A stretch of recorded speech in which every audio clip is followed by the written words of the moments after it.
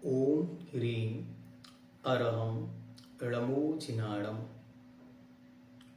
आचार्य भगवंत उमा स्वामी महाराज का जीवन चरित्र आइए देखते हैं। मोक्ष मार्गस्य नीतारं भेतारं कर्म भूभृतां ज्ञातारं विश्वतत्त्वानां वन्दे तद्गुणलब्धये।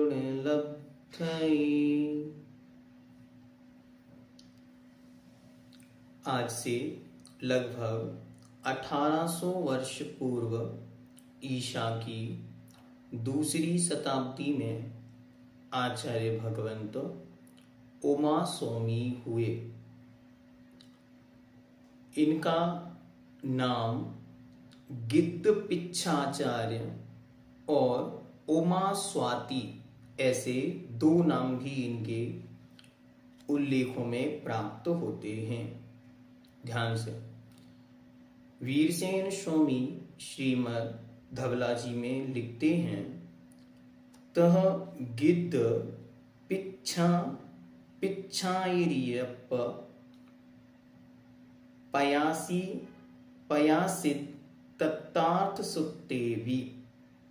उन्होंने एक सूत्र का उल्लेख करते हुए गिद्ध पिच्छाचार और तत्वार्थ सूत्र ऐसे दोनों शब्दों का प्रयोग वहां पर किया।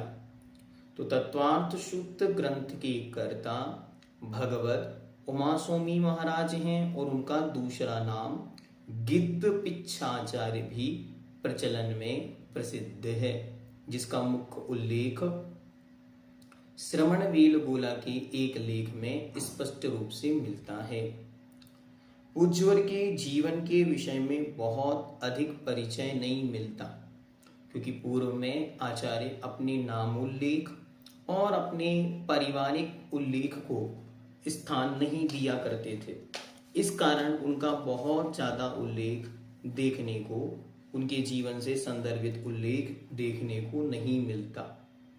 लेकिन ये उमा स्वामी महाराज एक ऐसे सुप्रसिद्ध आचार्य हैं जिन्होंने अपने जीवन में ऐसा कुछ लिखा कि जिसकी उनकी लेखनी से प्रकट वह एक छोटा सा सूक्त ग्रंथ, मात्र 300 सूत्रों ने उन आचार्य को जीवन पर्यंत के लिए अमर कर दिया। पूज्यवर की मात्र एक रचना है, लेकिन उस रचना ने उन्हें अमर बना दिया। आपने 18 वर्ष की अवस्था में मुनि दीक्षा ली थी। 25 वर्ष बाद आचार्य पद संभाला।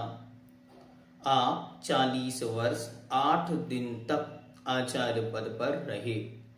कुल आयु 84 वर्ष थी। आचार्य उमा स्वामी आचार्य भगवान कुंद देव के शिष्य थे।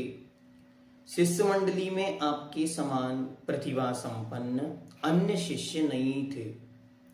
आप कई विशेष शक्तियों और रिद्धियों से संपन्न थे। आपके शरीर से स्पर्शित हवा विष को भी अमृत बना देती थी। आप रिद्धि के प्रभाव से आकाश में गमन किया करते थे। और पूज्यवर उमा स्वामी महाराज दोनों ही परंपराओं में मान्य हैं और पूज्य हैं। पूज्यवर उमा स्वामी नाम दिगंबर आमनाय में और उमा स्वाति नाम श्वेतांबर परंपरा में मान्य है। श्वेतांबर परंपरा इनकी ग्रंथ तत्वार्थ धिगम भास नाम से, भाष्य नाम से उमा स्वाति आचार्य को मानती है। आचार्य उमा स्वामी उन गौरवशाली आचार्यों में से हैं जिन्होंने समस्त परंपरा में पूर्ण प्रामाणिकता व सम्मान प्राप्त किया। बहुत कम आचार्य होते हैं जो अपने ग्रंथ के माध्यम से एक पवित्र परंपरा को हजारों वर्षों के लिए जीवंत कर जाते हैं। साहित्य और लेखनी के माध्यम से यह अभूतपूर्व कार्य श्रीमद् भगवत कुंद देव की पवित्र परंपरा थी। एक यह पवित्र आचार्य हुए और इनका उल्लेख सर्वत्र किया गया। तत्वार्थ सूत्र के टीकाकार ने बहुत सुंदर पंक्तियों में लिखा, तत्वार्थ सूत्र कर्तारम गिद्ध पिच्छोपलक्षितम वंदे गणिंद संजात मुमा स्वामी मुनीश्वरम। इसमें उन्होंने स्पष्ट शब्दों में लिखा कि तत्वार्थ सूत्र के कर्तारम अर्थात कर्ता को वे कैसे हैं, गिद्ध पिच्छ उपलक्षितम अर्थात गिद्ध की पिच्ची से जो पहचाने जाते हैं। बंदे गणिंद संजात, उन गणिंदों मतलब गण मतलब होता है समूह, उन गणों के जो इंद्र हैं अर्थात आचार्य हैं उनकी मैं वंदना करता हूं। ऐसे वे उमा स्वामी मुनीश्वरम, उमा स्वामी मुनिराज हैं।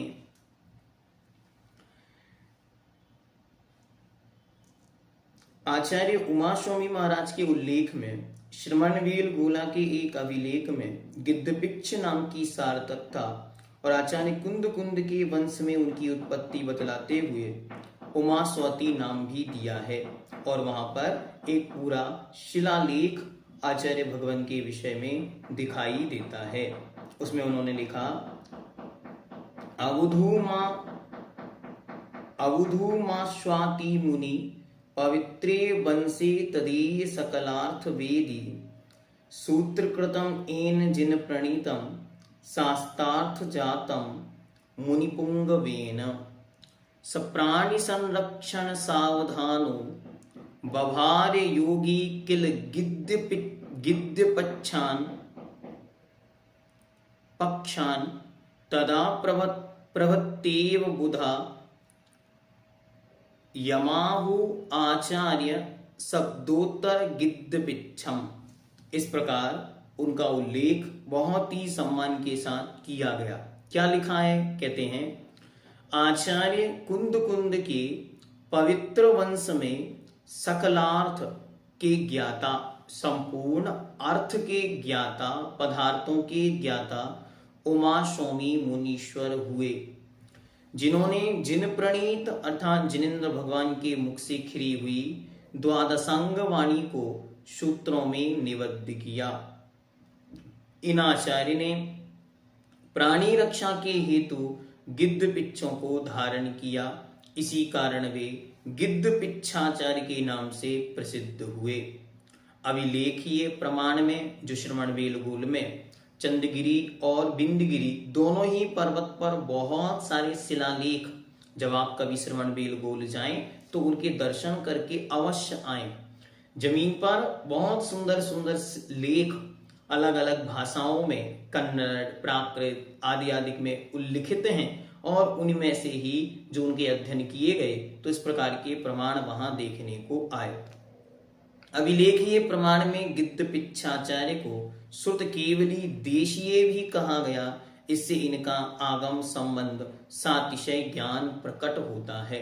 मतलब इनके पास एक विशिष्ट प्रज्ञा और विशिष्ट ज्ञान उस समय रहा होगा, इसलिए इनका इतना ज्यादा उल्लेख अलग अलग शिलालेख में हुआ।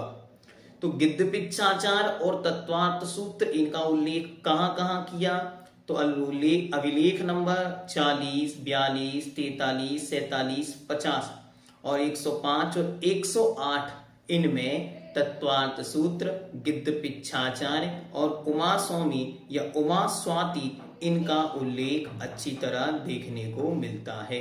क्या लिखा वहां, यतियों के अधिपति श्रीमान उमा स्वाति ने तत्वार्थ सूत्र को प्रकट किया, जो मोक्ष मार्ग के आचरण में उद्यत मुमुक्षु जनों के लिए उत्कृष्ट पाथेय है। जो मोक्ष की यात्रा पर जाने वाले हैं उनके लिए सर्वश्रेष्ठ नाश्ता यदि कोई है तो उसका नाम गिद्ध पिच्छ है। कल आपको अच्छी तरह हमने स्पष्ट किया था भगवत कुंद कुंद देव के परिचय में कि कुंद कुंद महाराज ने भी किसी कारणवशात गिद्ध पिच्छ को धारण किया था, इसलिए उनका नाम भी गिद्ध पिच्छ आचार्य था। लेकिन वो उनका मूल नाम नहीं था, उनके 5 नामों में से एक नाम था। लेकिन भगवान उमा स्वामी महाराज की तो ये विशेषता बन गया था, इसलिए उनका नाम गिद्ध पिच्छ उमा स्वामी ऐसा नाम जानना चाहिए। उन्हीं का गिद्ध पिच्छ दूसरा नाम है। स्पष्ट रूप से तस्सेव शिष्यो जनी गिद्ध पिच्छ द्वितीय संज्ञस्य बालक पिच्छ। इन गिद्ध पिच्छ के एक शिष्य बालक पिच्छ थे। बालाक पिच्छ नाम के भी इनके एक शिष्य थे, जिनके सूक्ति रत्न मुक्ति अंगना के मोहन करने के लिए आभूषण के काम करते थे। मतलब उन्होंने कोई ग्रंथ, सूक्ति ग्रंथ लिखा होगा, वह वहां पर मुख्य रूप से उपलब्ध आज वर्तमान में देखने को नहीं मिलता। इस प्रकार ये हमको जानना है कि पूज्यवर दोनों परंपराओं में पूर्ण रूप से मान्य और पूर्ण रूप से अच्छी तरह उल्लिखित करने वाले महानतम आचार्यों में, जिन परंपरा को आगे बढ़ाने वाले महान आचार्यों में से एक हैं। इनके गुरु भगवान कुंद माने जाते हैं और इनके शिष्य बालाक पिच्छ नाम के आचार्य या साधु माने जाते हैं। उनके विषय में यद्यपि विशेष उल्लेख नहीं मिलता, लेकिन फिर भी उनके विषय में ये उल्लेख सर्वत्र उपलब्ध है। अब पूज्यवर का ग्रंथ, किन्हीं आचार्य ने बहुत ग्रंथों की रचना की और उन सब ग्रंथों को भी उतनी प्रसिद्धि, उतनी यश कीर्ति प्राप्त नहीं हुई जितनी पूज्यवर के एक ग्रंथ ने प्राप्त की। ये जिन शासन के पहले संस्कृत सूत्रकार हैं, इन्होंने अपनी संस्कृत भाषा में सूत्र मतलब थोड़े से शब्दों में विशाल अर्थों को कहना, इसे कहते हैं सूत्र। तो उन्होंने अपने सूत्र शैली के माध्यम से संपूर्ण जिन आगम को मानो एक धारा में व्यवस्थित करने का काम किया। इसलिए इनका यह तत्वार्थ सूत्र ग्रंथ अमर हो गया और उस तत्वार्थ सूत्र ग्रंथ के साथ साथ पूज्यवर आचार्य देव भी सदा सदा के लिए अमर हो गए। आइए देखते हैं तत्वार्थ सूत्र ग्रंथ का क्या वैशिष्ट्य है और तत्वार्थ सूत्र ग्रंथ किस प्रकार से लिखा गया। तो आचार्य गिद्ध पिच्छ की एकमात्र रचना तत्वार्थ सूत्र है। इस सूत्र ग्रंथ का प्राचीन नाम तत्वार्थ है। तत्वार्थ की 3 टीकाएं वर्तमान में बहुत अधिक प्रसिद्ध हैं। तत्वार्थ सूत्र जैन परंपरा का सर्वश्रेष्ठ ग्रंथ है, जिस पर सर्वाधिक टीकाएं लिखी गईं और उस समय से टीकाएं लिखनी प्रारंभ हुई और वर्तमान तक हर वर्ष एक नई टीका, एक नई पुस्तक, एक नया संकलन तत्वार्थ सूत्र का सामने आता है और वो एक नए वैशिष्ट्य को लिए हुए होता। ये तत्वार्थ सूत्र ग्रंथ की अपनी महिमा है। तत्वार्थ सूत्र ग्रंथ पर भगवत श्रीमद समंत्रभद्र स्वामी ने एक कृति रचना लिखी जिसका नाम था गंधहस्ती महाभाष्य, जो वर्तमान में उपलब्ध नहीं है। इसके बाद जो सबसे प्रसिद्ध है वह है पूज्यपाद देव की तत्वार्थ वृत्ति, जिसे हम सर्वार्थ सिद्धि कहते हैं। टीका का मतलब क्या होता है? जब किसी भी ग्रंथ को और सरल करने के लिए, क्योंकि जब सूत्रकार ने सूत्र लिखे तो सूत्र तो कठिन थे क्योंकि कम शब्दों में बहुत सारी बात कहनी थी, लेकिन उसे और सरल करने के लिए और सरल बनाने के लिए, उसके अर्थ को ग्रहण करने के लिए जब उनका विस्तार किया जाता है तो उसे कहते हैं टीका। तो सबसे पहले पूज्यपाद देव की सर्वार्थ सिद्धि, आचार्य अकलंक देव का तत्वार्थ वार्तिक और विद्यानंद महोदय का तत्वार्थ श्लोक वार्तिक नामक ये 3 ग्रंथ जो टीका ग्रंथ हैं, ये बहुत ही प्रचलित हैं और प्रसिद्ध हैं। इस तत्वार्थ सूत्र ग्रंथ की रचना कहाँ हुई? तो इसकी रचना सौराष्ट्र देश मतलब वर्तमान के गुजरात के मध्य ऊर्जयंत गिरी के निकट गिरिनगर के पत्तन नामक स्थान पर इसकी रचना हुई है। असन्न भव्य स्वहितार्थ द्विज कुल उत्पन्न सिद्धे नाम के एक भक्त के निमित्त से इस ग्रंथ की रचना हुई थी। इस प्रकार की 2 कथाएं वर्तमान में उपलब्ध हैं। पहली कथा ऐसी है, देखें क्यों तत्वार्थ सूत्र लिखा गया, तो 2 प्रकार की कथाएं ग्रंथों में प्रचलित हैं। पहली कथा के अनुसार एक सिद्धे नाम का एक श्रावक था जिसने अपने घर के बाहर पटिये पर लिखा दर्शन ज्ञान चारित्राणि मोक्ष मार्गा। यह सूत्र बनाकर एक पटिये पर लिख दिया था। एक दिन चर्या के लिए गिद्ध पिच्छाचार्य मुनि वहां आए और उन्होंने उस सूत्र के पहले सम्यक पद जोड़ दिया, और उमा स्वामी महाराज वहां आहार के निमित्त जब आए तो उन्होंने उसके आगे एक शब्द और जोड़ दिया, सम्यक। उसने क्या लिखा था? दर्शन ज्ञान चारित्राणि मोक्ष मार्गा, और उन्होंने उसके आगे सम्यक शब्द जोड़ दिया। जब वह विद्वान बाहर से घर लौटा तब उसने पटिये पर सम्यक शब्द लगा हुआ देखा तो उसने अपनी मां से पूछा। तब मुनिराज के आगमन का समाचार मालूम हुआ। वह उन मुनिराज की खोज करते हुए जंगल में वापस गया। तब उसने मुनिराज से प्रश्न पूछा, आत्मा का हित क्या है? इसके उत्तर में पूज्यवर ने फिर संपूर्ण तत्वार्थ सूत्र का एक एक सूत्र उसको सामने रखा। यही कहानी भगवान पूज्यपाद देव ने सर्वार्थ सिद्धि की उत्थानिका में वर्णित की। दूसरी कथा जो मिलती है वो कथा मिलती है श्रुत सागर शूरी की तत्वार्थ वृत्ति में। उन्होंने क्या लिखा तो देखते हैं। किसी समय उमा स्वामी गिद्धपिच्छ आश्रम में बैठे हुए थे।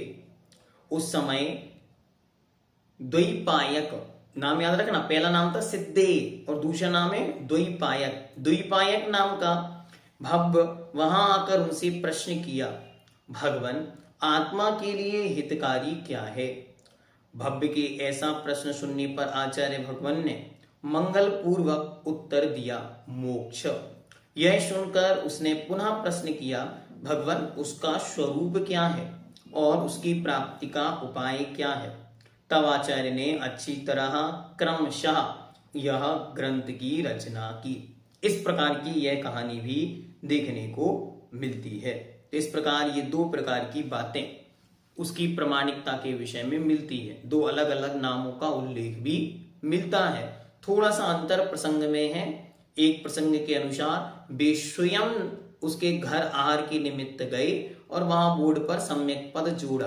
दूसरी कहानी के अनुसार वह भव्य स्वयं अपने आचार्य के पास गया और उसने निवेदन किया, भगवान आत्मनः हितम खलु किम? हे भगवान आत्मा का हित क्या है? तब उन्होंने कहा मोक्ष। तस्य प्राप्ति उपाय किम? हे भगवान उसकी प्राप्ति का उपाय क्या है? तब भगवान ने मोक्ष मार्ग ऐसा कहकर उसे पूरा कथन वहां से प्रारंभ किया। और फिर इस तत्वार्थ सूत्र ग्रंथ एक एक सूत्र वह रचना करते करते संपूर्ण मोक्ष मार्ग का वर्णन किया। इसीलिए इस तत्वार्थ सूत्र ग्रंथ का नाम मोक्ष शास्त्र ऐसा नाम भी पड़ गया। तो कितने सारे इसके नाम होते जा रहे हैं। इसमें मोक्ष का वर्णन होने से मोक्ष शास्त्र हो गया, तत्वों का वर्णन होने से तत्वार्थ सूत्र हो गया। आइए अब देखते हैं इस ग्रंथ में हमको क्या वैशिष्ट्य है और क्या इसकी अलौकिकता है। तत्वार्थ सूत्र ग्रंथ का महत्व। इस ग्रंथ में जैन आगम के मूल तत्वों को बहुत ही संक्षेप में सूत्र शैली में निबद्ध किया है। इसके पूर्व में संस्कृत भाषा में लिखा हुआ सूत्र देखने को नहीं मिलता।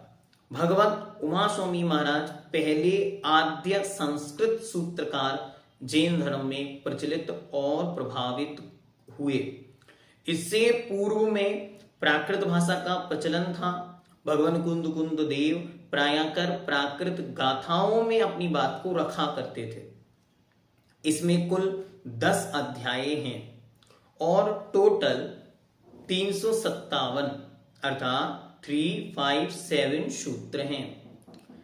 संस्कृत भाषा में सूत्र शैली में लिखित यह पहला सूत्र ग्रंथ है। इसमें करणानियों, चरणानियों और द्रव्यानियों तीनों अनुयोगों का सार समाहित है। इस बृहदकाय सूत्र ग्रंथ में छोटे छोटे से सूत्रों में आचार्य ने महान रहस्यों को रख दिया। इसकी सबसे बड़ी महत्ता यह है कि इसमें सांप्रदायिकता नहीं है। अतएव यह श्वेतांबर और दिगंबर दोनों ही परंपराओं को थोड़े से पाठ भेद को छोड़कर समान रूप से प्रिय है। हाँ, ये महत्वपूर्ण बिंदु है। ये श्वेतांबर आमनाय में भी पढ़ा जाता है। बस वहां पर कुछ सूत्रों का अंतर है, कुछ सूत्र वो लोग नहीं मानते और उन सूत्रों को नहीं मानने से उनका कुछ विषय कम हो जाता है। लगभग 344 सूत्रों को भी मानते हैं, कुछ सूत्रों का उनको जो उनकी मान्यता में नहीं है उन विषयों को वो अलग कर देखते हैं।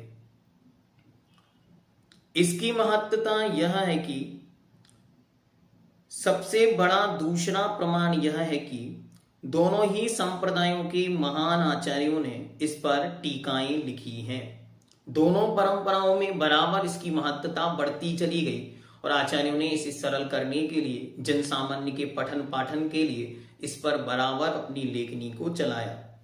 पूज्यपाद अकलंक और विद्यानंद, जिनके विषय में हमने पूर्व में आपको बतलाया, इन्होंने दार्शनिक टीकाएं लिखकर इस ग्रंथ का महत्व व्यक्त किया। विद्यानंद महोदय ने अपनी आप्त परीक्षा नाम की बहुमूल्य कृति में बहुमूल्य रत्नों का उत्पादक सलिल निधि का समुद्र कहा है। और अच्छी तरह ये ध्यान रखना है कि भगवान उमा स्वामी महाराज तो महान थे, इनके ग्रंथ महान थे, लेकिन इनके द्वारा लिखित एक एक श्लोक जिन शासन में धरोहर के रूप में काम किया। पूज्यवर ने जो पहला ही श्लोक लिखा, जो मोक्ष मार्गस्य नेतारम भेतारम कर्म भूभृताम ज्ञातारम विश्व तत्वानाम वंदे तद्गुण लब्धे, ये मंगल रूप श्लोक है। और ये मंगल रूप श्लोक सर्वज्ञता, वीतरागता और हितोपदेशी पने रूप सर्वज्ञ के लक्षण का वर्णन करने वाला सर्वश्रेष्ठ श्लोक है। ऐसा उल्लेख कहां मिलता कि ये श्लोक किसने लिखा? बहुत सारे लोग प्रश्न पूछते कि ये तो उमा स्वामी महाराज का है ही नहीं। तो अच्छी तरह याद रखें, आप्त परीक्षा नामक ग्रंथ में पूज्यवर विद्यानंद महोदय ने इसका उल्लेख किया है कि यह श्लोक भगवान पूज्यवर तत्वार्थ सूत्र कर्तारः श्रीमद उमा स्वामी विरचितम, ऐसा उन्होंने वहां पर उल्लेख किया। और वे लिखते हैं श्रीमद तत्वार्थ सूत्र शास्त्राद बुध सलिल निधि आदि करके उन्होंने पूरा श्लोक वहां पर दिया है। इससे क्या महत्ता निकली? एक श्लोक पर उन्होंने पूरी एक किताब लिख दी, उसका नाम क्या है? आप्त परीक्षा।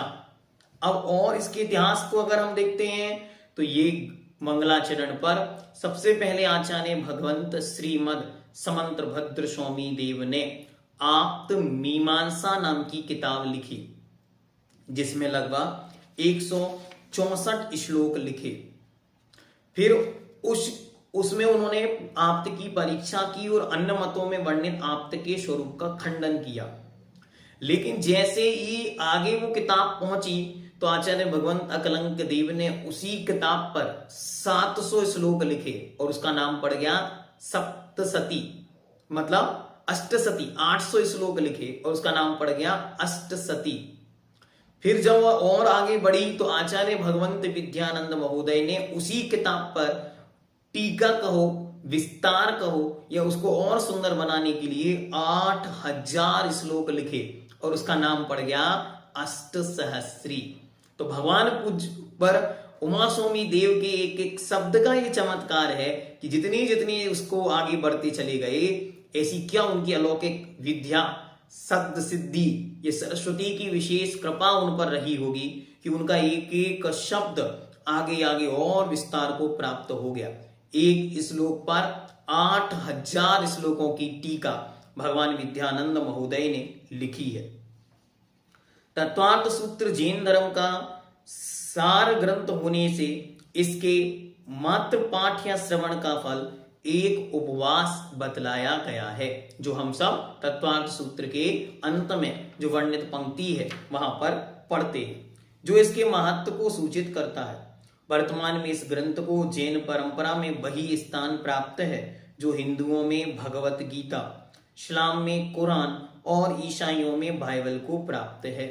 जैसी महत्ता वहां है उन अपने अपने उनके ग्रंथों की, वैसी ही जिन शासन में आज सर्वश्रेष्ठ ग्रंथ यदि कोई मान्य है तो उसका नाम है तत्वार्थ सूत्र। इसलिए जगह जगह आज भी 10 लक्षण पर्व के उपलक्ष्य में 10 दिन तक तत्वार्थ सूत्र को अर्घ समर्पित किए जाते, उनका वाचन होता और उनका अर्थ श्रवण भी किया जाता, जिससे जन जन में तत्वार्थ सूत्र के पठन पाठन की परंपरा प्रारंभ हो।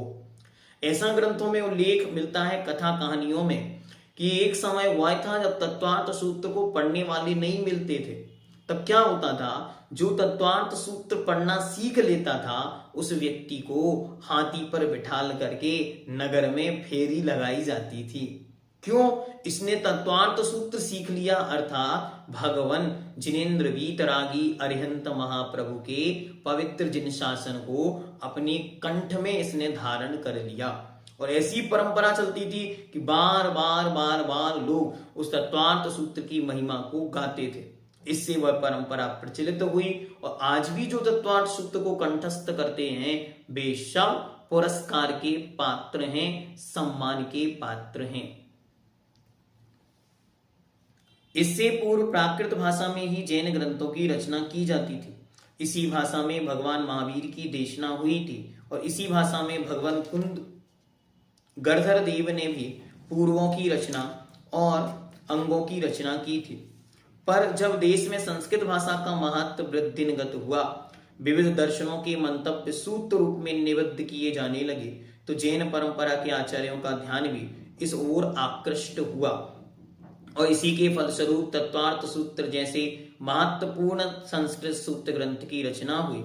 इस तरह जैन वाङ्मय में संस्कृत भाषा के प्रथम सूत्रकार गिद्ध पिच्छ हैं और सबसे पहला संस्कृत सूत्र ग्रंथ तत्वार्थ सूत्र है। इसमें क्या वर्णन है? तो सामान्य रूप से हमने यहाँ पे अभी आपके सामने रखा था कि तत्वार्थ सूत्र ग्रंथ में टोटल 357 सूत्र हैं और 10 अध्याय हैं। 10 अध्यायों में पहले के 4 अध्यायों में पूज्यवर ने जीव तत्व का वर्णन किया।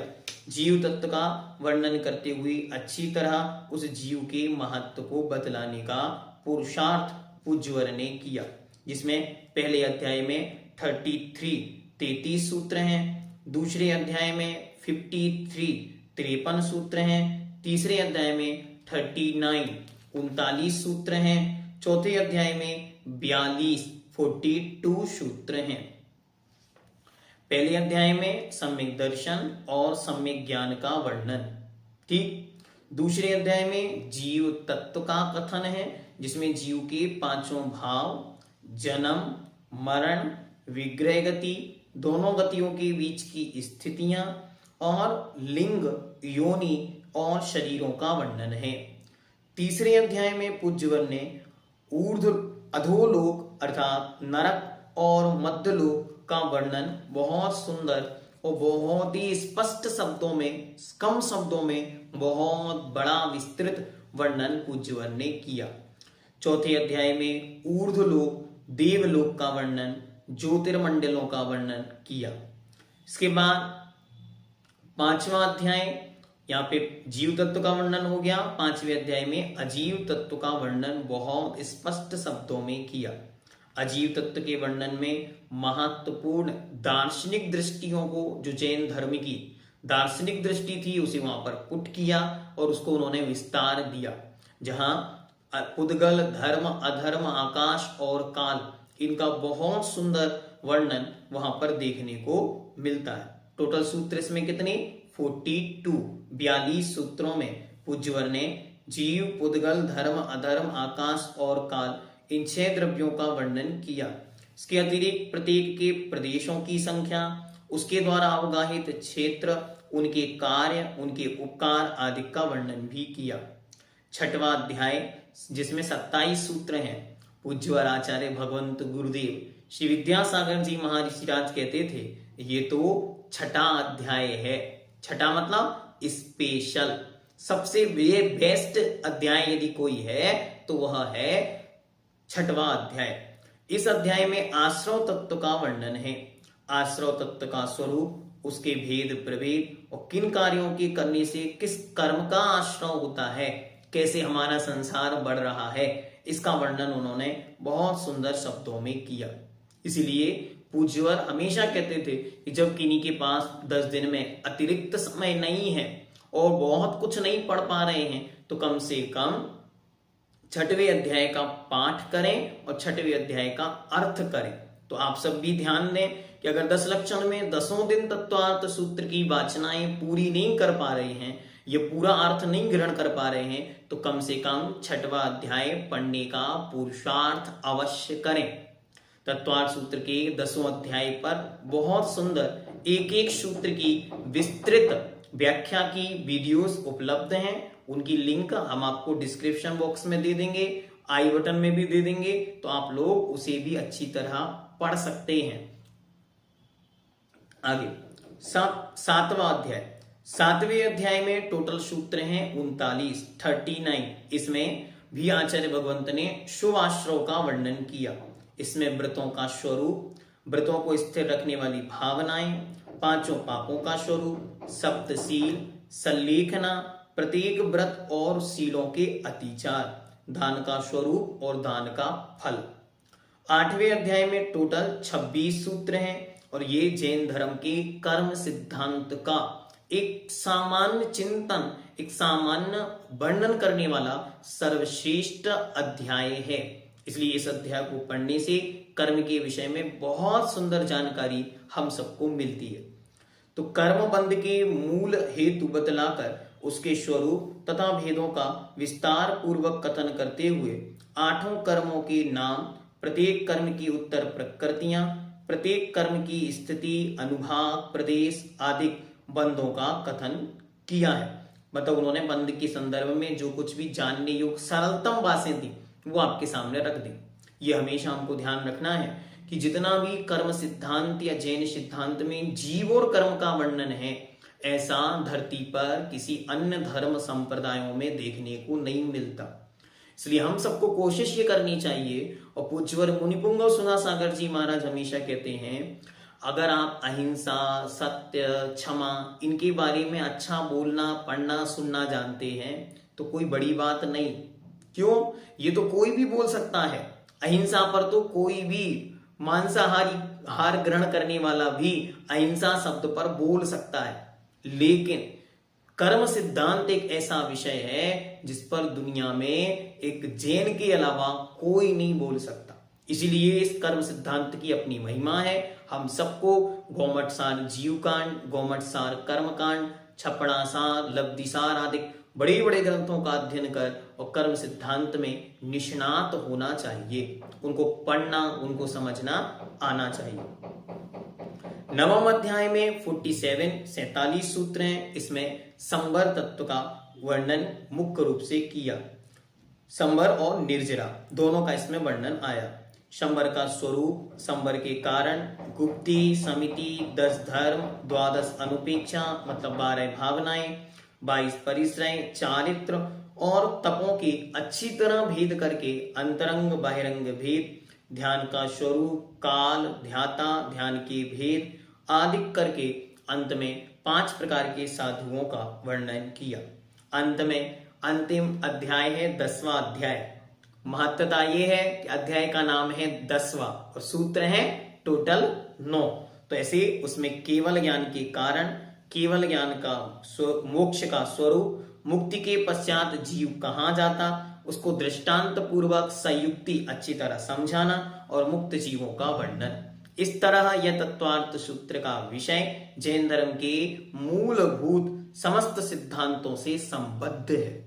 आप हमेशा ये ध्यान रखें कि बहुत सारे ग्रंथों में जो वर्णन मिलता है वो पूर्व पर में बहुत कुछ विरोध को प्राप्त होने लगता, लेकिन भगवान उमा स्वामी ने जिस विषय को लिखा वो ऐसा लगता है जैसे मानो साक्षात भगवान वीतरागी सर्वज्ञ अरिहंत महाप्रभु भगवान महावीर स्वामी अपने मुख से ही बोल रहे हो। ऐसी परम प्रामाणिकता को ये प्राप्त हुआ और जैन सिद्धांत की ये तो कुंजी है, चाबी। यदि कोई कहे जिनेंद्र भगवान के संपूर्ण सिद्धांत के सार को यदि कहीं से जानना है तो उसका नाम है तत्वार्थ सूत्र। इस तत्वार्थ सूत्र की उत्पत्ति मूल रूप से कैसे हुई है, तो आचार्यों ने जब इस पर चिंतन किया तो चिंतन से यह विषय सामने आता है कि भगवत कुंद देव का जो विशाल साहित्य था, उस विशाल साहित्य में से भगवान कुंद देव की जो प्रतिभा और प्रज्ञा थी, उन्होंने उसे विशाल रूप में वर्णन करके जगत के सामने रखा था, उसे ही भगवान उमा स्वामी ने संक्षेप, सरल, सूत्रात्मक और संस्कृत भाषा में हम सबके सामने प्रस्तुत किया। ये भगवान कुंद देव की पवित्र महिमा थी कि उन्हें जो कुछ प्राप्त था उन्होंने अपने शिष्य को दिया और उन शिष्य उमा स्वामी महाराज के माध्यम से हम सबको प्राप्त हुआ। हम सब उन उमा स्वामी महाराज को अनंत कृतज्ञता, अनंत आभार और अनंत धन्यवाद पूर्वक नमन करते हैं। वे कैसे थे तो लेखक ने बहुत सुंदर उनका वर्णन करते हुए लिखा कि वे गिद्ध पिच्छाचार्य तत्वार्थ सूत्र का अध्ययन करने से हम सबको उनकी क्या क्या क्वालिटीज प्राप्त हुई। तो उन्होंने लिखा, अवगत होता है कि भगवान पूज्यवर उमा स्वामी महाराज ने सठखंडागम, कषाय पाहुड़ और भगवान कुंद स्वामी के एक एक ग्रंथ की एक एक गाथा और शिवार्य महाराज की भगवती आराधना, भट्टकीर देव के मूलाचार आदि ग्रंथों का सम्यक रूप से अध्ययन किया, परिशीलन किया और उसको ही सरल भाषा में प्रस्तुत करने के लिए इस तत्वार्थ सूत्र नामक सूत्र ग्रंथ की रचना की है। वे द्रव्यानि योग, करणानि योग, चरणानि योग का कोई भी विषय छूटने नहीं पाया। सुनो कितनी महत्वपूर्ण बात कि जिन पर सैकड़ों ग्रंथ लिखकर भी जिन विषयों को पूरा नहीं किया जा सकता था, उन्हें भगवान ने सरलतम शब्दों में, कम से कम सूत्रों में पूरा, जो करणानि योग का विषय था वो 2 अध्यायों में, तीसरे और चौथे अध्याय में पूरा करने का साहस पूज्यवर ने किया। आधुनिक विषयों की दृष्टि से भूगोल अर्थात ज्योग्राफी, खगोल मतलब एस्ट्रोनॉमी, आचार मतलब आचरण, इथिक्स, आध्यात्म, स्पिरिचुअलिटी, द्रव्य, गुण, पर्याय, पदार्थ, सृष्टि विद्या, कॉस्मोलॉजी, कर्म विज्ञान, कर्म सिद्धांत आदि विषय भी चर्चित हैं। आगम के अन्य प्रतिपद्ध पदार्थों का भी प्रतिपादन इस सूत्र ग्रंथ में पाया जाता है। अतएव गिद्ध पिच्छाचार्य सुतधर परंपरा के बहुविज्ञ और बहुश्रुत ज्ञाता, बहुश्रुत धारण करता आचार्य हैं। अनेक विषयों को संक्षेप में प्रस्तुत कर गागर में सागर भर देने की कहावत को उन्होंने चरितार्थ कर दिया कि बहुत सारी चीजों को छोटे रूप में प्रस्तुत करने को हम लोग कहते हैं। जैसे उन्होंने गागर में मतलब कलश में, एक लोटे में संपूर्ण समुद्र को भर दिया हो, ऐसे ही पूज्यवर ने इस तत्वार्थ सूत्र में जिन शासन की परम पवित्र सिद्धांत परंपरा, आगम परंपरा को समाहित कर दिया। शैली की दृष्टि से यह ग्रंथ वैशेषिक दर्शन की वैशेषिक सूत्र शैली में लिखा गया है। वैशेषिक सूत्रों में जहां अपने मंतव्य के समर्थन हेतु तर्क प्रस्तुत किए गए, वहां तत्वार्थ सूत्र में भी सिद्धांत के समर्थन में तर्क दिए गए हैं। सूत्र शैली की जो विशेषता पहले कही जा चुकी है, वे सभी विशेषताएं इस तत्वार्थ सूत्र में विद्यमान है। यह रचना इतनी सुसंबद्ध और प्रामाणिक है कि भगवान महावीर की द्वादशांग वाणी के समान ही इसे महत्व प्राप्त है। और आज जब जगह जगह जिन सूत्र महम यजे ऐसा हम लोग रोज पढ़ते हैं, तब उसमें हम सब बोलते हैं श्रीमद् भगवत उमा स्वामी आचार्य विरचित तत्वार्थ सूत्र ग्रंथ राजिभ्यो नमो नमः अनर्घ पद प्राप्ते अर्घम निर्वपामिति स्वाहा। कहीं कहीं पूरा तत्वार्थ सूत्र पढ़ने की परंपरा भी है, कहीं कहीं कुछ सूत्र ही पढ़कर ओम ह्रीम सम्यक दर्शन ज्ञान चारित्राणि मोक्ष मार्गा इत्याद्या तत्वार्थ सूत्र ग्रंथराजिभ्यो नमः, इस प्रकार करके भी अर्घ चढ़ाने की परंपरा प्राप्त है। मतलब जिन सूत्र भगवान की पवित्र वाणी को अर्घ चढ़ा रहे हैं, उसकी हम पूजा कर रहे हैं। किसके रूप में? तत्वार्थ सूत्र ग्रंथ के रूप में। गिद्ध पिच्छाचार्य सो समय मतलब अपने जिन आगम और पर समय मतलब दूसरों के धर्म के ग्रंथों के भी निष्णात ज्ञाता थे। उन्होंने दार्शनिक विषयों को सूत्र शैली में बड़ी स्पष्टता के साथ प्रस्तुत किया है। संस्कृत भाषा में सूत्र ग्रंथ की रचना कर उन्होंने जैन परंपरा में एक नए युग का आरंभ किया। जो परंपरा भगवान धरसेन स्वामी के बाद पुष्पदंत भूतबली और उनके बाद गुणधर महाराज और शिवार्य महाराज कुंद महाराज तक जो परंपरा ग्रंथ लेखन की चल रही थी, उस परंपरा से भी आगे बढ़कर, उस परंपरा से भी कुछ हटकर ये करने वाले पहले आचार्य हुए। ये ऐसे सुधर आचार्य हैं जिन्होंने एक और नव उपलब्ध दृष्टि प्राप्त कर परंपरा से प्राप्त तथ्यों को युगानुरूप, अर्थात जो पुराना है, प्राचीन है, उसको एज इट इज तो बनाए रखा, लेकिन एक नया रूप दिया। मतलब अभी तक प्राकृत में लिखा जा रहा था, लेकिन अब अगर संस्कृत का प्रचलन है तो हम संस्कृत में लिखते हैं। अभी तक गाथाओं में लिखा जा रहा था, हम इसे सूत्र में लिखते हैं। अभी तक मात्र वो विषय लिखा जा रहा था जो हमें दूसरों को देना है। दूसरों का खंडन करने के लिए और महत्वपूर्ण बिंदु जो थे वो उन्होंने ऐड करने का एक काम किया। तो युगानुरूप मतलब समय के अनुसार प्रस्तुत किया। तो दूसरी ओर सांस्कृतिक और आगमिक व्यवस्था के दायित्व का निर्वाह भी भली भांति किया। मतलब एक भी अक्षर सूत्र ऐसा ना हो जो मूल परंपरा के आधार से ना हो, ऐसा पूज्यवर ने एक स्थान पर भी नहीं किया। पूर्व परंपरा जो कुछ भगवत कुंद देव और उनके पूर्ववर्ती आचार्यों से उन्हें मिली थी, उसका ही उन्होंने अनुसरण किया। उसका फल ये मिला कि आज तक भगवान कुंद देव की उस पवित्र परंपरा में भगवान उमा स्वामी देव के द्वारा रचित इस तत्वार्थ सूत्र ग्रंथ को पूजा जा रहा है, सम्मान प्राप्त है और निरंतर इस पर नई नई टीकाएं, व्याख्याएं, किताबें, पुस्तकें, शास्त्र और न जाने कितने ही प्रकार से चित्र, सचित्र आदि के रूप में इसे लिखा जा रहा है और प्रस्तुत किया जा रहा है।